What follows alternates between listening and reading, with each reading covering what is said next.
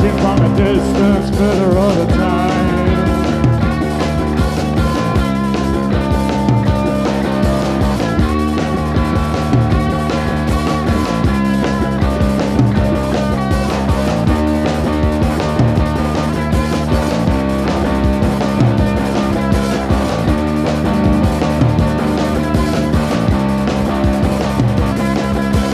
Dance, dance, dance, dance, dance to the radio.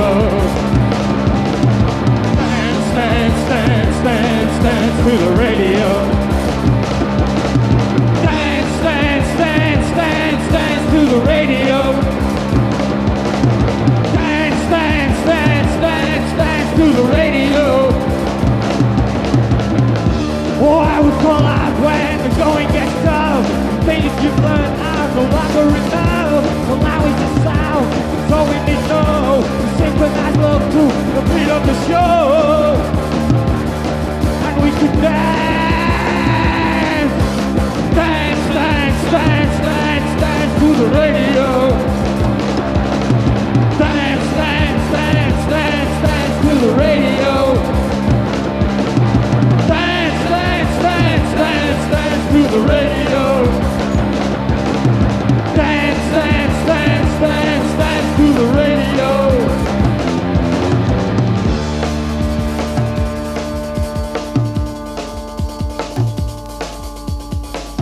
Bloody cry, the bloody flowers bloody die.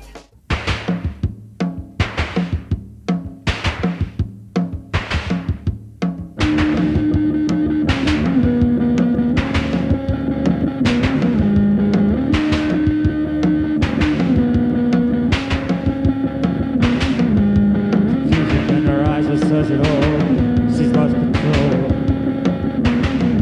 And she's clinging to the nearest passerby. She's lost control.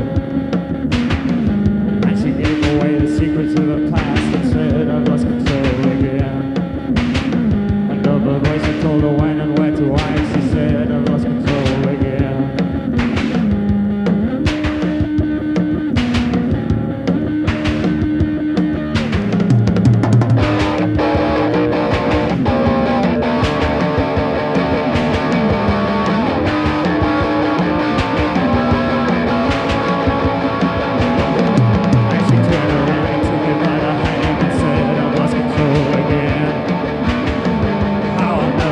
Why I understand, she said, I've lost control again.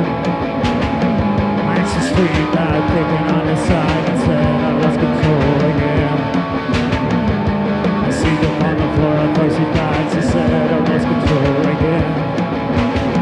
She's lost control again. She's lost control. She's lost control again. She's lost control.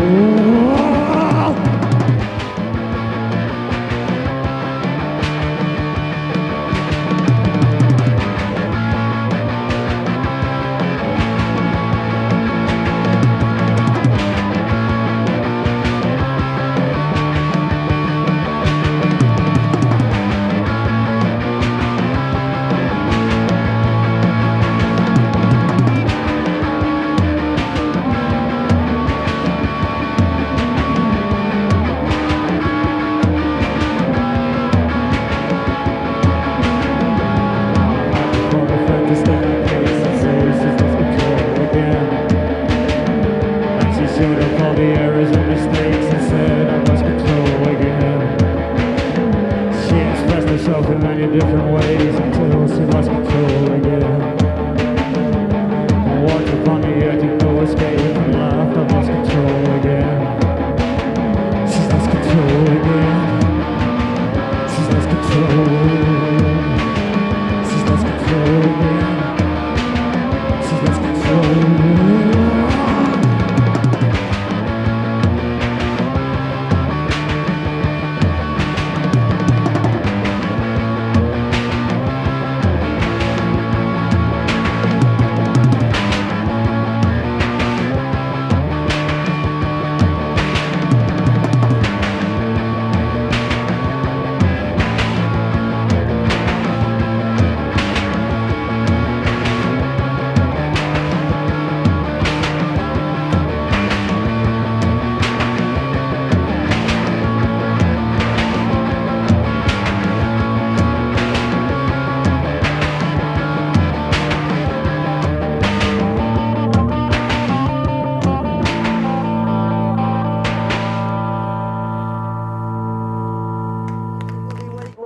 Now we're going to talk about the music we hear on the radio, or rather the music we don't hear on the radio. Are we being conditioned by radio producers and DJs into liking what they want us to like? Do they actually stifle a lot of the stuff we do want to hear, as they don't think it's good for us? With me is Tony Wilson, a television journalist, who in his spare time is one of the people behind Factory Records, one of the new independent labels. Radio 1 DJ Paul Burnett and Steve Morris from Joy Division. Steve, I'd like to ask you the first question. As a member of an up-and-coming band, do you think you get a fair deal from the radio? Not really, no. And why do you think this is? Well, by the radio, I assume you're referring to Radio 1. Well, the only times that our records have actually been played on Radio 1 has been late at night on the John Peel show and once on the Mike Reid show on a Saturday on the Manchester Special. Yeah. I'm sure Steve would be interested to hear how discs are chosen for airplay. Do you yourself have any choice, Paul? Yes, we do, with just the record of the week, you know, that we put our name to. So it's a very limited choice. So No, I was just going to say that we do have an influence on the selection of records that go up to the playlist meeting, which is 4 producers who sit down once a week and submit records which they all play and listen to. And if you have a good rapport with your producer, you can have quite a strong influence on the... Is it not true, though, that the majority of people actually on this playlist committee are middle-aged trendies? That has been said, it has been said. It's unfair, because by saying that, you're as guilty of, you know, if you believe that, you're as guilty of prejudice as much as people who believe that youngsters are yobs and what have you. Because... Well, Tony, do you think that's prejudice? Do you think the people have got the finger on the pulse? No, I think you should let Paul finish what he was saying, because he'll never talk to you again. No, they haven't. They haven't got the foggiest idea in the world what's going on, most of them, but there are some good ones, and I think we want you to define the difference between Radio 1 and commercial radio. The funniest thing in this country has been that Radio 1, and Top of the Pops to some extent, has been slightly progressive, and one can thank it. I mean, at least, you know, Peel plays it and stuff like that, but commercial radio, to my mind, has been the real abject, I mean, appalling, empty, vacant, depressing, non-sort of area of communications. And that was what was meant to replace the pirate radio stations. The last 4 years, if there had been an alternative radio station to take the music that was happening, what's happened the last 4 years, we'd be in a different world now. Well, how do you view the playlist system? I view the playlist system as being incredibly important if you want a hit record. In fact, if you want a hit record, the commercial stations, everything is irrelevant. What is relevant is the choice of a Radio 1 producer, whether he likes the record or not. I find the fact that many record reps have to take their records, their singles, out of picture sleeves and put them in white bags. Anything with a picture sleeve is immediately punk and is discarded. This is the story, one of the stories I've heard. I'm sure you'll deny it, Paul. Is that fair criticism? I don't know about that. I suppose it's valid that it's possible that somebody looking at a sleeve will immediately condemn it as whatever the sleeve seems to indicate is in that, which is obviously to be avoided. I suppose it's just a safety device, really, to make sure that that doesn't happen. That's all. Yes, it's just probably true. I don't. It is. I mean, the basic problem with the attitude is that radio, the most appalling aspect of it is what I think Roger Day of Piccadilly Radio once said on the BBC2 documentary.